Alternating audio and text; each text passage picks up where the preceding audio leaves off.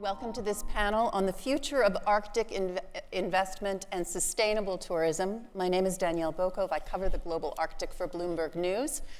And I'm also the Toronto Bureau Chief, and this is my second Arctic Assembly. I'm looking very forward to this session, which I think really gets to the heart of the sort of intersection between climate news and business development, which is obviously extremely topical these days. I'm going to very quickly introduce each of our guests. To my direct left, we have André Küüsvek, who is the CEO of Nordic Investment Bank. Next to him is Benediktsdóttir, who is the Deputy CEO of Arion Bank. And we have Hugh on the end, who is the co-founder and CEO of PT Capital. And I'm going to ask each of you, maybe we'll start with Hugh, first of all, to just say speak for a few minutes about your work. Okay, thank you. Well, it's great to be back here. Last year, I was up on this stage, and there was a good friend of mine, Scott Meinard, who was sitting next to me. And he always made me nervous before these talks because he was an intimidating big guy, and I felt like maybe he was just, if I said something wrong, he'd punch me, though he was just the kindest guy. So I miss him. Scott really brought a lot to this discussion, and I feel a certain amount of nostalgia being up here without him. Just a little bit about myself. My name's Hugh. I am originally from Bethel, Alaska. I am the CEO of a private equity asset management firm called PT Capital. PT Capital is based in Anchorage. We've got a portfolio across the Arctic, from the borders in Finland and Helsinki all the way to the borders in Alaska, from the Russian border to the Russian border. The firm is about 10 years old, and we invest in many different sectors. If you go across the Arctic, you'll find there's really three sectors that generally pop to the front of the list. Usually it's energy, seafood, or foods, and tourism. And we do investment in each of those is critically important. I'd say one of the things I'm most proud of since last year is PT Capital has partnered with an Icelandic group to kick off an Arctic-wide tourism fund. The Arctic-wide tourism fund was really based on there's going to be capital infrastructure needs across the Arctic. You look at Greenland and the number of airports they've going in service in 2024 and 2025. You look at Alaska and its transition from a cruise ship, primarily a cruise ship destination, to an independent traveler destination.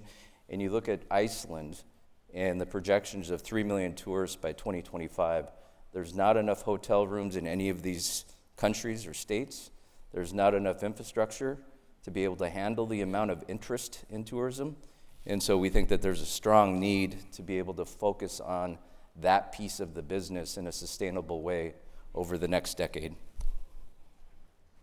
Thanks, Hugh. Ida? Yeah, thank you so much. Can you hear me?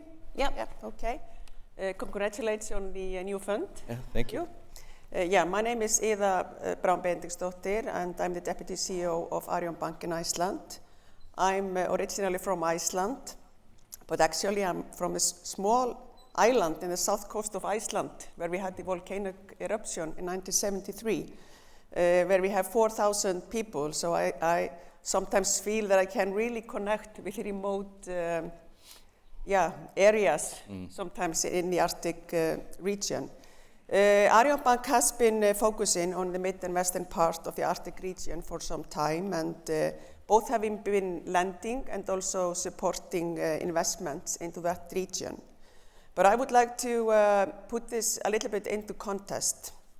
The countries around the Arctic Circle share somewhat similar characteristics, and therefore I believe that Iceland can play a major role in the development and the investment of the Arctic region. As I mentioned earlier, we mainly have rural communities, and also we have a long history. We have our shared languages, and also we share climate and culture.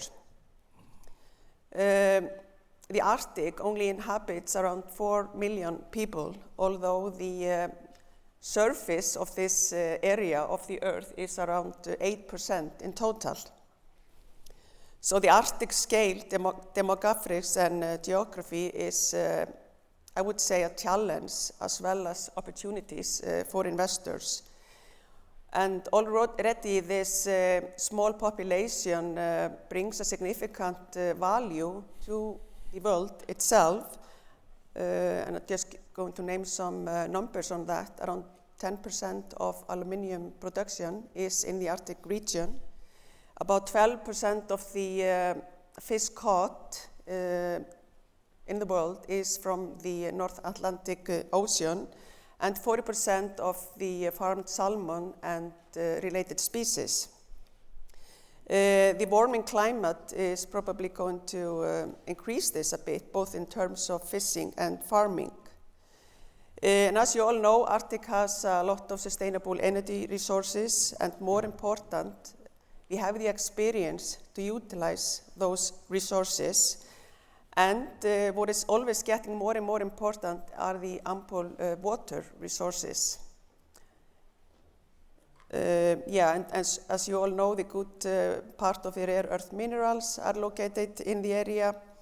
And I just want to mention, because I have visited Greenland and also I have been traveling around Iceland, that the unique landscape and the wilderness of the Arctic tourism is bound to grow.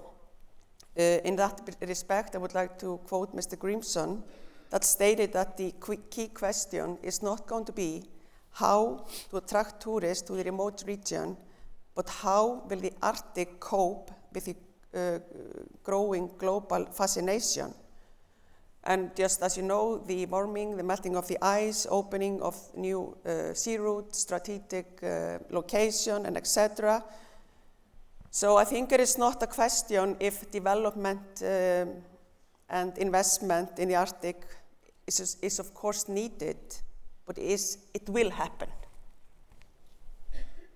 All right, and André, a few words from you. Thank you very much, and it's great to be back to Reykjavik and particularly talking about the Arctic issues. I'm the president and CEO of the Nordic Investment Bank, the so-called NIB, which is owned by 8 member countries. So it's a multinational owned by 5 Nordic and 3 Baltic countries. For us, the Arctic region is really not a distant icy frontier, but it's a very active and core part of the business that we do. We have specifically focused in the Arctic region since 2015, starting 8 years ago therefore, where we established our Arctic lending facility, where we have been providing long-term loans to several Arctic projects. We utilized the first 500 million euros worth in the first 3 years when the facility was established. We have now dispersed about 1 billion euros equivalent. And if we add, and that is basically across northern Norway, northern Sweden, northern Finland, Greenland, Faroe Islands. If we add also Iceland to it, where over time we have dispersed about 2.5 billion euros worth, so that gives a significant total exposure to the region. Just to give you an example of a few projects that we have done, for instance, in Norway, our partnership with Arva, which aims to upgrade the Arctic power network, catering for the growing demands of ports, fishing industry, and automotive electrification charging infrastructure. We have been working in Finland with a maritime port close to Kemi in Ios, which promotes the Finnish forest industry and development of the northern parts of the country, close to the Swedish-Finnish border above the Botnia Bay. We have been working with Swedish Space Corporation, for instance, in northern Sweden, in Kiruna, where they have the launch pad for rockets that bring satellites to the space, and where they do scientific observations. And it's not a coincidence that sits in the Nordics, because there is where you have the largest and the best, so to say, visibility from those satellites to the Earth. We work directly mostly with larger enterprises. We try to tackle the smaller enterprises through commercial banks, We have been, for instance, giving a credit line to Bank Nordic, which is focusing both on Greenland and in the Faroe Islands. Then 2 other projects that I have personally visited over the past year. In Greenland, we are financing the Nuuk and the Ilulissat airports, which will promote tourism. And then in the Faroes, for instance, a hydro pump storage, where water is being pumped from the sea up the basically through the little tunnel in the rock to the lake, which then, when you let it flow down through the turbine, that generates the electricity when it is most needed. So in conclusion, I would say that the Arctic future is for us, we see it as a delicate balance between sustainable development, building infrastructure and energy, bringing energy security and helping the local industries to grow, whilst preserving the environment and making sure that the investments we make keep the Arctic fragile environment intact. Thank you. Thank you all for that background. I think I'm going to start with what seems to be a point of agreement among the 3 of you, and Ida, I'll start with you. It certainly seems as though it's hard to imagine a place where the consequences of poor investment and the benefits for remote communities of positive investment could be greater. Mm-hmm. You have said that you see investment in the Arctic as inevitable. What are the things that you look for in deciding how and where to invest sustainably? Yeah, so of course we are a small bank, but we have a very strong financial system in Iceland. So probably we will be working with others by doing so. But however, we have a listed company here in Iceland that is solely working in Greenland. So we had a fundraising there. But I think regarding the investment in this area, I think every expansion of the economic development needs to be considered in the context and with the prior input of the people who are living in that area. People that are going to be most affected by the investments. And these investments are probably going to be very large in that sense. So I think it is very important that we work together. I heard a saying the other day that meant something like, no decision about us without us. I think it is extremely important.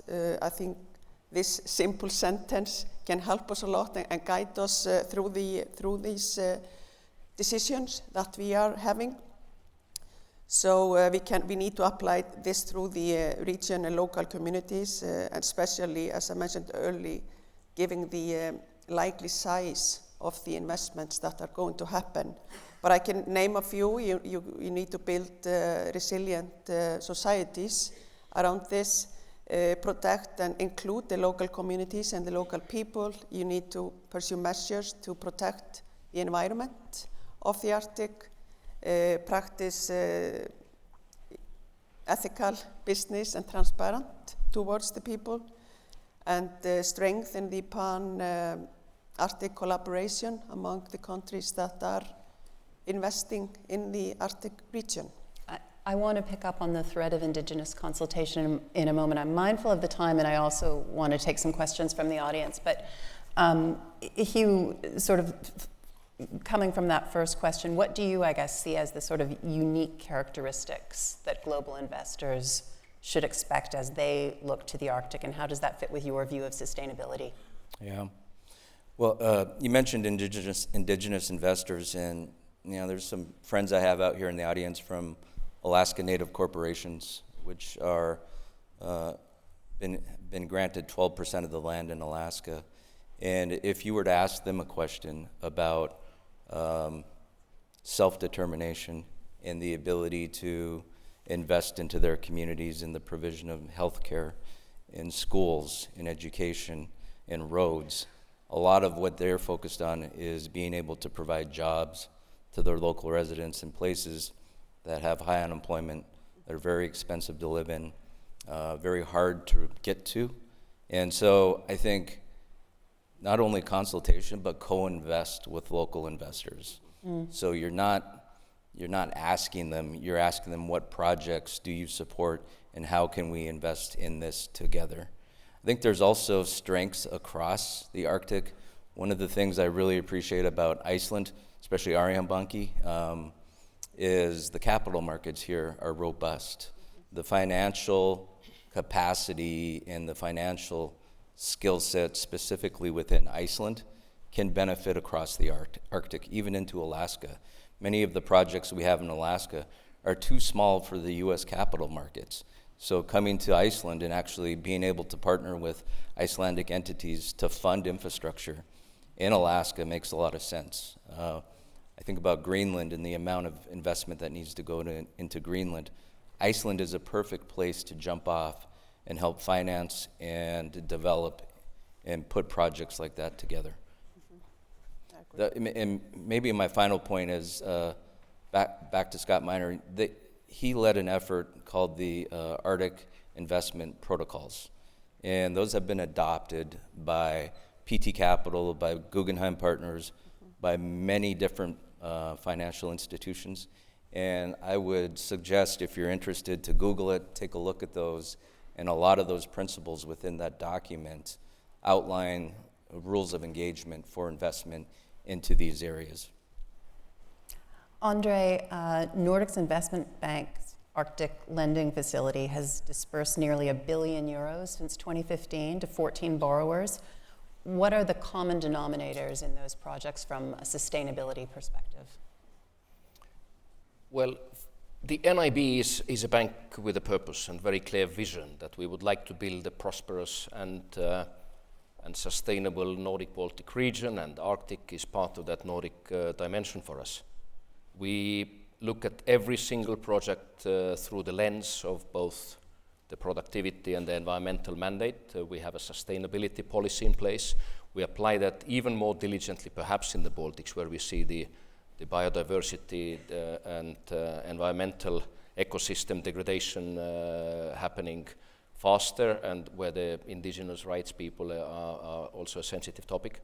So we really take it very seriously for each and every project. We have a sustainability policy in place, which basically we made us internal choice that we made to stop financing fossil fuels a few years ago. And we really have been delivering now on our environmental mandate significantly stronger, and that includes the Arctic region than perhaps we did in the few years ago. I want to bring you in, Hugh, on that one, because I know you do invest in oil and gas, I believe.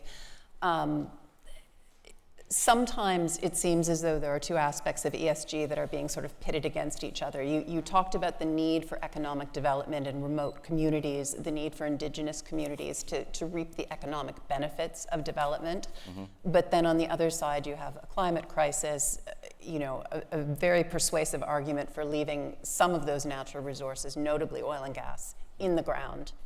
How do you respond? How do you balance those conflicting needs from a sustainability perspective? Yeah, I mean, from where I sit, really consulting with the stakeholders. In Alaska was built on an oil and gas platform. The Alaska Permanent Fund was created from royalties over the last 50 years of oil development within Alaska. So in Alaska, it's a much different conversation than it is in Iceland, where you're 100% renewable. Mm-hmm. You have hot water piped across the country. Yes. You have hydro, and it's a different discussion. So I think nuance is necessary when trying to, this isn't a black or white issue where oil's bad, green is good. If you do oil, you're bad. I think the question should be, in Alaska and in the United States, what is the appropriate measures for us to have energy security? And that's become such an issue in Finland, where you're from, is energy security. And you have to balance that with a journey towards transition towards a carbon-free world. And from our perspective, the investment into oil and gas infrastructure is not something we look to do. We have invested into projects that support the oil industry. And those projects are supported by the indigenous people on indigenous land with indigenous work development programs and royalties that are paid back to the indigenous residents. So I think all of those things are critically important when you look at this issue. All right, we're going to take some, sorry, I'll let you weigh in on that, André, and then I'm going to take questions from the audience. Thank you. I think we need to recognize that, to have a livable planet, of course, we would need to take care of the sustainability and the environmental aspects. But the livable planet also means that we actually develop the suitable human environment in the sense of connectivity. Like in Greenland, you need these airports to get there. You need the ports. You need roads connecting. You need the electricity grids and supply. Otherwise we would fall back certainly on our own development. I think it's really important that we provide the right type of project structures. We have the right type of consultation also with local communities and authorities. We follow the laws and we go through a very diligent process. And then with right financing partners, with the right sponsors that are responsible, I think we can create something that benefits both sides, the development as well as preserving what we have. Perhaps I can jump in a bit. I think Iceland, of course, can be, we can help our neighboring countries since we have been, are completely, at least the housing and the buildings, are 99% with renewable energy, both hydropower and geothermal. So, I think therefore also one of the key issues that we believe that we are in a strategic position in this world. We may pick up on that thread in a second. First of all, is there anyone in the audience who has a question? Any questions on, yes, one right here. Hi, it's Jessica Shadian from Arctic 360. So the north of Canada has a great infrastructure deficit as well, but there's also plenty of opportunities going from tourism to critical minerals. And I guess from the three of you, I'd be interested to hear if you have any thoughts or perspectives on potential for investment, but also challenges to investing in the Canadian North. And anyone, have you got, André, any experience with investing in Canada's North, my country's North, which I can tell you does not have a lot of infrastructure? Would you like to answer the question? No, just a little editorial comment on this side. Hugh? I live next door to Canada, and we currently don't have any portfolio within Canada, but I am very much familiar with the issues in Canada. And I think to me, development in very remotely populated places usually comes down to, is there mining, is there any sort of resource development that can happen? And I know there's some of that in the Canadian North, and it's supported generally by the provinces.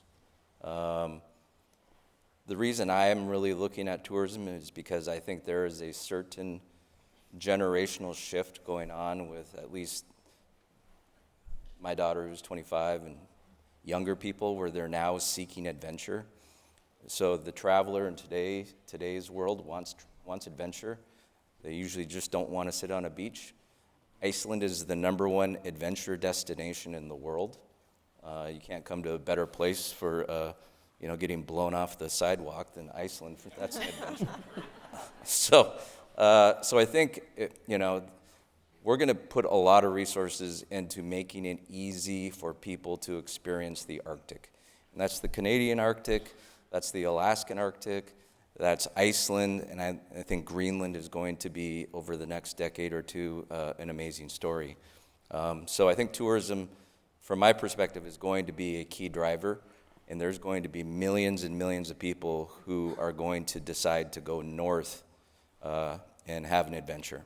Mm-hmm. Tremendous challenges, right, in managing that, though, which I think Iceland has already experienced. I think you can, some of you can learn from our experience. Of course, it has been extremely important for us to have this growing tourism, but in my mind, it happened a little bit too fast. We had 500,000 tourists here in 2010, and this year there are 2.2 million. We had The hotels in Reykjavik, 50% of the hotel rooms in Reykjavik are since before 2010.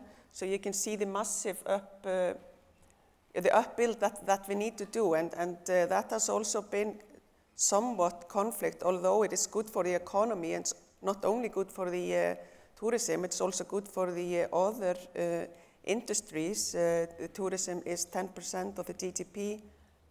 Around 8% of the people are working, the workforce is, or even more, if you look at the workforce, is working in the tourism industry.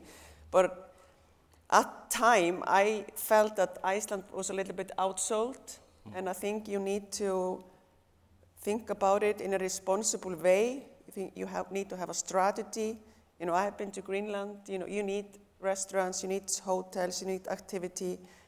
Now they are expanding the runways. I'm not sure if it is ready now. I believe when it will be easier to go there, people will go to visit those countries. And I think it is very important for Greenland, Faroe Islands to decide, you know, what kind of tourist country would we like to be. We would like to have responsible tourists that protects the nature and and the culture. Yeah. And like the culture. Yeah. So I think it is something that if I should give you one advice, what I believe we did a little bit wrong here in Iceland. I was recently asked to speak with some government officials and business folks in Greenland, and one of the messages we tried to get across is in Alaska, much of our infrastructure in the tourism space was built off of the cruise ship industry. For good or bad, I mean, there's a lot of bad. There's a lot of good. A lot of hotels were built because those cruise ships were bringing people who needed a place to stay. And it was done over 30 years. So it was kind of a crock pot of infrastructure development. Now we're a little bit too flexed towards the cruise ship industry, which is a course correction. If you look at Iceland, Iceland went from 0 to 100 in a decade. And I mean, there weren't even bathrooms at rest spots. And so when I talk to Greenland, I'm like, you sort of have to be intentional about how you do it, otherwise it will just happen to you. Yeah. And have all the infrastructure to support it as well, as we saw with the cruise ship this summer that was stranded and there was no easy way to rescue it. We're going to have to leave it there. Thank you all so much, and hopefully some of the audience will be able to catch up with you afterwards.